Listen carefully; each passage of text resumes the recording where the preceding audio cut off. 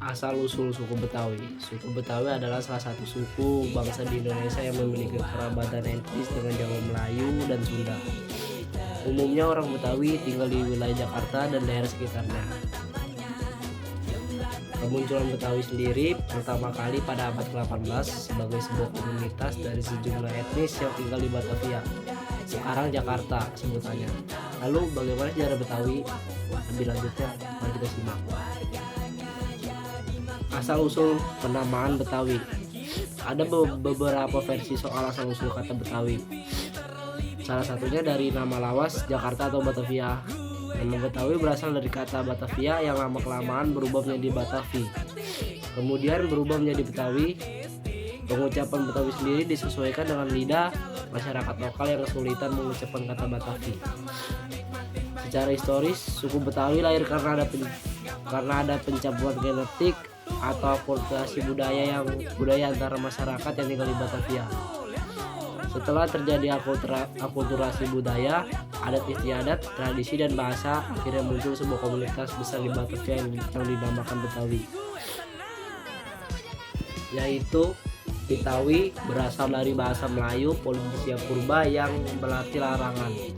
Betawi berasal dari bahasa Melayu Brunei yang digunakan untuk menyebut giwang. Flora, guling Betawi jenis tanaman perdu yang kayunya bulat seperti guling. Dulu kayu ini digunakan untuk pembuatan gagang sejenis keris atau gagang pisau. Sejarah periode awal. Pada abad kedua, wilayah Jakarta dan sekitarnya masih termasuk dalam wilayah kekuasaan Kerajaan Salakanagara atau Olowan, terletak di Gunung Salak, Bogor, Jawa Barat. Asalnya penduduk asli Betawi adalah rakyat dari Kerajaan Salakanagara. Kemudian pada akhir abad ke-5 berdiri Kerajaan Hindu Tarumanegara di tepi Sungai Citarum, yang dipandang sebagai kelanjutan dari Kerajaan Salakanagara. Alhasil penduduk asli Betawi menjadi rakyat Kerajaan Tarumanegara. Ibu kota Kerajaan Tarumanegara terletak tepatnya di Sungai Candrabaga.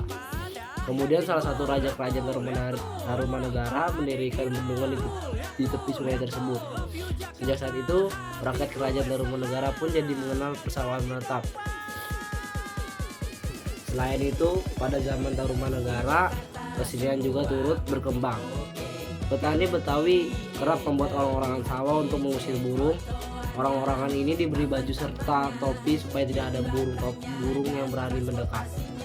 Tujuan para petani memasang orang-orang sawah ini adalah agar sawah mereka dapat panen dengan baik. Jika panen tiba, para petani pun akan bergembira yang dirayakan dengan mengarak borongan disebut ondel-ondel. Ondel-ondel ini diarak dengan membunyikan gamelan. Saat itu, ondel-ondel menjadi ciri khas sendiri bagi orang-orang Betawi. Biografi guru masjid guru para ulama Betawi pada abad ke-19. Pada April 1867, sebuah majalah Indonesia terbitan Cornell University, Amerika, seorang sejarawan Australia bernama Lance Castells mengumumkan penelitiannya tentang asal-usul orang Betawi. Hasil penelitian ini bertajuk The Ethnic Profile of Jakarta, yang menyebutkan bahwa orang Betawi terbentuk pada abad ke-19 sebagai hasil peleburan dari berbagai etnis di Batavia. Berbagai etnis di hasil Batavia mengikuti hasil penelitian Castells, antropolog Universitas Indonesia, yaitu Dr. Andes Yasmin Zaki Sohob. Madrasah Alamiah memperkirakan etnis Betawi baru terbentuk sekitar tahun 1815 hingga 1893. Pada abad ke-20 disusul kemudian pada zaman kolonial Belanda pada tahun 1930.